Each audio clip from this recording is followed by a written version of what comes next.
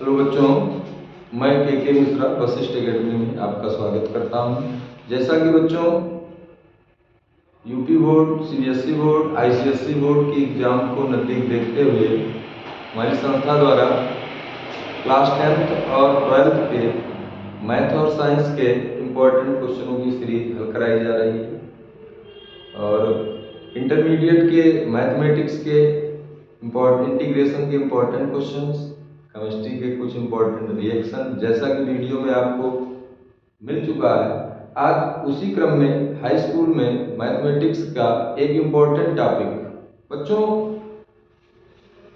यदि हम गौर करें तो हाई स्कूल की मैथमेटिक्स में कुछ चुनिंदे टॉपिक हैं जिनको यदि हम तैयार कर लें तो लगभग 70 और 80% नंबर्स मैथमेटिक्स में आराम से ला सकते हैं। इसी में एक टॉपिक है बच्चों जो बोर्ड में लिखा गया है, linear equation in two variable, दो चर वाले रैखिक समीकरण। इससे हर एग्जाम में प्रीवियस ईयर पीवाईक्यू देखें तो यहाँ से सॉल्यूशन के बारे में, नंबर ऑफ सॉल्यूशन के बारे में यहाँ से हर साल एक दो क्वेश्चन आते हैं। तो आइए बच्चों, आज हम इस पर चर्चा करेंगे और समझेंगे कि लीनियर इक्वेशन टू वेरिएबल में कब कैसा सॉल्यूशन होता है। आइए बच्चों ध्यान देंगे। देखिए बच्चों, लीनियर इक्वेशन टू वेरिएबल, ये पहले तो हम इसको जाने कि ये ग्राफ पर किसको रिप्रेजेंट करता है। देखिए, अगर मैथमेटिक्स को हम ग्राफ पर समझें तो बहुत आसान हो जाता है। तो ग्राफ पर हम इसको समझें कि ये किसको रिप्रेजेंट करता है और क्या है linear equation in two variable. मतलब एक ऐसा इक्वेशन जिसमें दो वेरिएबल और उसकी मैक्सिमम पावर एक हो, तो ऐसे इक्वेशन को हम linear equation of two variable कहते हैं। अब अगर दो इक्वेशन एक साथ दिए गए हैं तो हम उनको पढ़ते हैं pair of linear equation in two variable. तो बच्चों, कभी भी अगर आप देखें, जब आपसे सॉल्यूशन पूछा जाता है तो क्यों हमेशा आपको दो ही इक्वेशन दिए जाते हैं। जब टू वेरिएबल की बात होती है तो आपको दो इक्वेशन सदैव दिए जाते हैं, तब आपसे सॉल्यूशन पूछा जाता है। क्यों? क्योंकि बच्चों ग्राफ पर ये टू वेरिएबल के इक्वेशन एक लाइन को रिप्रेजेंट करते हैं। किसको प्रेजेंट करते हैं? लाइन को। तो लाइन को रिप्रेजेंट करेंगे तो अगर एक सिंगल लाइन है तो उसके सॉल्यूशन की कोई बात नहीं की जा सकती। तो लाइंस यदि दो हैं तब हम सॉल्यूशंस की बात करेंगे कि यूनिक सॉल्यूशन है, कि मैनी सॉल्यूशन है, कि कोई सॉल्यूशन नहीं। तो अगर जनरली हम बात करें कि कब कितना सॉल्यूशन होता है, तो बच्चों अगर हम लाइंस की कंडीशन समझेंगे तो बात ज्यादा आसानी से समझ में आएगी। आइए देखते हैं। देखें, जैसे बच्चों एक इक्वेशन आपको दिया गया, ax plus by plus c1 बराबर 0, जहां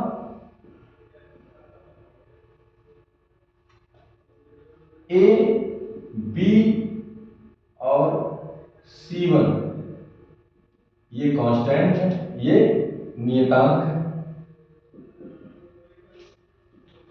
तो बच्चों ये जो इक्वेशन आपके सामने लिखा गया है, इसमें देखिए x और y दो वेरिएबल है और इनकी मैक्सिमम पावर एक है। तो ऐसे इक्वेशन को हम दो चर वाले रैखिक समीकरण कहते हैं, linear equation in two variable. तो जब आपसे सॉल्यूशन पूछा जाता है तो हमेशा ये पेयर में दिया जाता है। जैसे a1 इसको b1 मान लें, a2x plus b2y plus c2। तो ये दो हमेशा आपको दो इक्वेशन दिए जाएंगे, तब आपसे इनका सॉल्यूशन पूछा जाएगा। बच्चों जब भी आपसे इनका सॉल्यूशन पूछा जाएगा तो आपको दो इक्वेशन दिए जाएंगे। क्यों? क्योंकि अगर सिंगल इक्वेशन है तो एक लाइन को रिप्रेजेंट करेगा और एक सिंगल लाइन सॉल्यूशन की बात नहीं कर सकती। चलें ध्यान दें। तो बच्चों देखें, अगर इसका ग्राफ पर रिप्रेजेंटेशन करें हम, तो अगर ध्यान दें, जैसे as example 2x plus 3y equal to 1, x plus y equal to 3। या हम ऐसे लिख लें कि 2x plus 6y is equal to 12। ये तो इक्वेशन हम ले लें। तो अगर इनको हम लाइन पर रिप्रेजेंट करें, कर्व पर, सॉरी बेटा, ग्राफ पर रिप्रेजेंट करें, तो देखें ये x एक्स, ये x निगेटिव, ये वर्जिन है, ये y निगेटिव। x अगर इस पर हम पॉइंट रखें तो 1 2 3 4 5 6 7, इसी तरह बच्चों इस पे 1 2 3 4 5 6 7 8 एज आर। इधर निगेटिव -1 -2 -3 -4, इधर -1 -2 -3 -4 एज आर। तो देखिए बच्चों, अगर इस इक्वेशन में हम x फर्स्ट इक्वेशन, इसको फर्स्ट माने, इसको सेकंड माने। फर्स्ट इक्वेशन में समीकरण 1 में x इज इक्वल टू, यदि मैं 0 पुट करूं तो y इज इक्वल टू क्या मिलेगा बच्चों? देखो x बराबर 0 अगर यहां रखे तो ये पूरा 0, तो 6y इज इक्वल टू 12, तो y इज इक्वल टू बच्चों 2। पॉइंट क्या मिला हमको? 0, 2। यदि मैं y इज इक्वल टू 0 रखूं तो ये पूरा 0, x क्या मिला? 6 मिला। अब समीकरण 2 में अगर देखें, समीकरण 2 में यही चीज, x बराबर यदि मैं 0 रखूं तो y बराबर 3। जैसे यहाँ पॉइंट हमको मिला 6, 0 और यहाँ पर पॉइंट मिलेगा 0, 3। और जब y बराबर 0 रखेंगे तो x बराबर बच्चों क्या मिलेगा? 3, 0। मतलब दोनों लाइंस कहाँ से गुजरेंगी कोऑर्डिनेट पे, ये हमको पता चल गया। अब दोनों लाइंस को अगर हम गुजारें तो देखें बच्चों, 0, 2 कहाँ होगा? ये यहाँ पॉइंट, और ये पॉइंट कहाँ होगा? सॉरी, 0, 2 बच्चों कहाँ होगा पॉइंट? यहाँ होगा। और ये पॉइंट कहाँ होगा बच्चों? 6, 0 यहाँ होगा। तो इन दो पॉइंटों से होकर ये लाइन जा रही है। अगर इस लाइंस को देखें 0, 3 और 3, 0, तो ये 0, 3 और ये 3, 0, तो ये लाइन बच्चों यहां से जाएगी। तो देखिए ये दोनों, इसका अगर इसको हम L1 माने और इसको L2 माने, तो ये दोनों लाइनें एक दूसरे को इस पॉइंट पर काट रही है। एक जगह यदि लाइन एक दूसरे को काट रही है तो उसका यूनिक सॉल्यूशन होगा, यूनिक सॉल्यूशन उसका होगा, अद्वितीय हल होगा। और अगर लाइन पैरेलल है, अब सपोज करिए कि कभी कभी ऐसा भी हो सकता है कि ये दोनों लाइंस ऐसे जाए, एक जैसे यहां से गई है तो एक यहां से जाए, पैरेलल जाए। जब पैरेलल जाएगी तो इसका कोई सॉल्यूशन नहीं। सॉल्यूशन डिपेंड करता है इंटरसेक्शन पर, कि अगर इंटरसेक्ट लाइन कर रही है तभी सॉल्यूशन है, वरना सॉल्यूशन नहीं। तो इसीलिए बताया जाता है कि जब लाइंस पैरेलल होती हैं तो उनका कोई सॉल्यूशन नहीं होता, और लाइन कोइंसिडेंट होती है एक के ऊपर एक, तो पूरी तरह से मिल रही है, तो उनका मेनी सॉल्यूशन होता है, अनेक हल होते हैं। ठीक है, आइए ध्यान देते हैं। अच्छा, इस तरह से बच्चों, अगर इस तरह से हम पॉइंट रख के लाइन को चेक करें कि इसका कितना सॉल्यूशन है, तो काफी टाइम जाता है। तो मैथमेटिक्स में बच्चों यहाँ देखिएगा कुछ तौर तरीके बताए गए, कुछ फार्मूले डायरेक्ट बताए गए। अगर हम अपने इक्वेशन को स्टैंडर्ड फॉर्म में ले जाएं, इस रूप में, ध्यान दीजिएगा, ये लीनियर इक्वेशन इन 2 वेरिएबल का स्टैंडर्ड फॉर्म है। अगर हम इसको स्टैंडर्ड फॉर्म में ले जाएं तो यहां से हमको 3 कंडीशन मिलती है कि यदि a1/a2 does not equal to b1/b2 है, a1/a2 does not equal to b1/b2 है, तो अगर किसी ऐसी इक्वेशन में ये कंडीशन मिलती है तो इसका अद्वितीय हल होगा, यूनिक सॉल्यूशन होगा, अद्वितीय हल होगा। तो सॉल्यूशन क्या होगा? यूनिक सॉल्यूशन होगा, अद्वितीय हल होगा। और अगर कोई पूछे कि इस समय जब यूनिक सॉल्यूशन होता है तो इक्वेशन किस प्रकार की लाइन को रिप्रेजेंट करता है, तो प्रतिच्छेदी रेखा, इंटरसेक्शन लाइन, इंटरसेक्टिंग लाइन, प्रतिच्छेदी रेखा को, प्रतिच्छेदी रेखा इंटरसेक्टिंग लाइन को रिप्रेजेंट करेगा, पहला कंडीशन। दूसरा बच्चों, यदि A1 by A2 is equal to B1 by B2 does not is equal to C1 by C2। अगर ऐसी कंडीशन है बच्चों तो लाइंस क्या होंगी, पैरेलल होंगी, और सॉल्यूशन इसका क्या होगा, कोई हल नहीं, नो सॉल्यूशन, कोई हल नहीं होगा। और लाइंस किस प्रकार की होंगी, तो पैरेलल लाइन, समांतर रेखा, समांतर।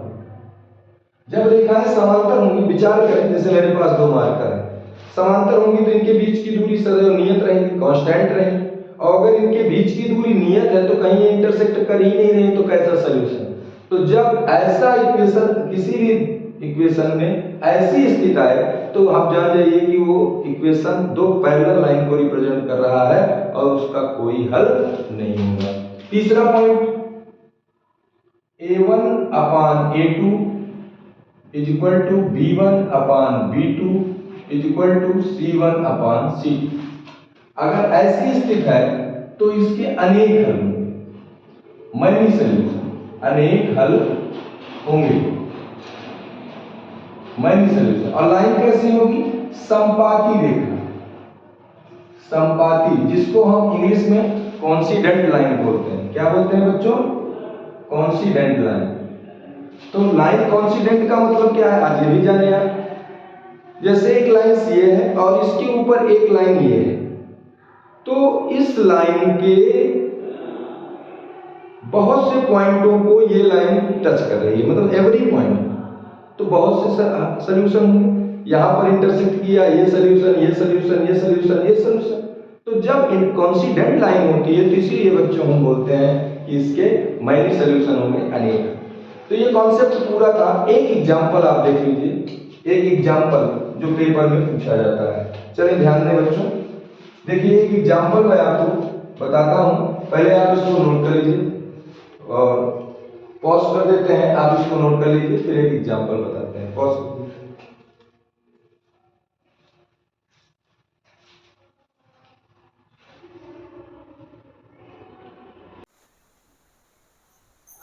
जैसा कि बच्चों हम लोगों ने linear equation in to variable के नंबर ऑफ सॉल्यूशन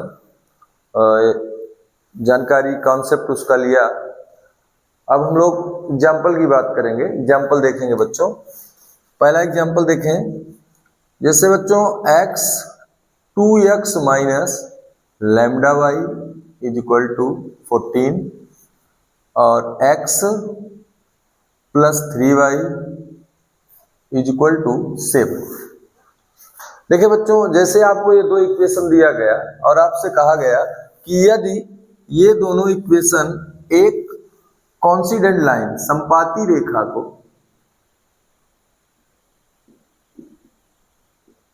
संपाती रेखा को प्रदर्शित करते हो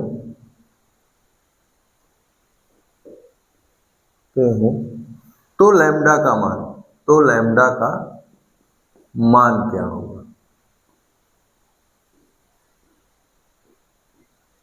बच्चों हमने आपको बताया था कि आप लाइन का भी कॉन्सेप्ट जानें और सॉल्यूशन का।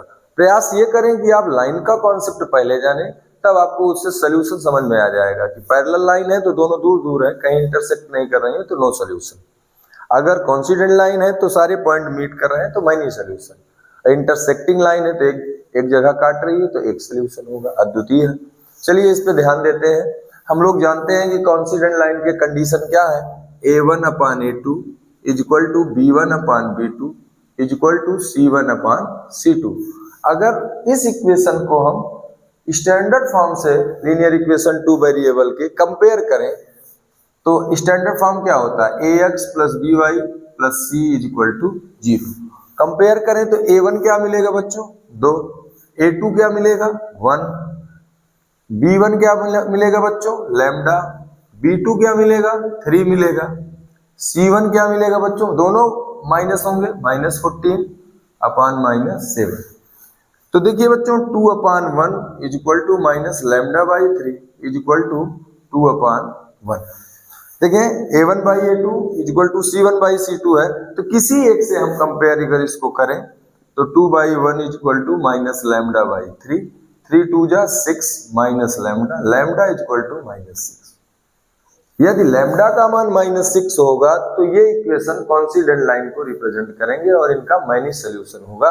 और चाहे तो आप इसको रख कर चेक कर सकते हैं, लैम्डा रख दें तो देखिए 2x minus plus 6y is equal to 14 और x plus 3y is equal to 7 और चेक करें तो 2 is equal to 2 is equal to 2 एच this is coincident lines. Okay बच्चों, आगे आपको इसी तरह के इंपॉर्टेंट प्रश्नों की एक सीरीज दी जाएगी यूट्यूब पर। धन्यवाद।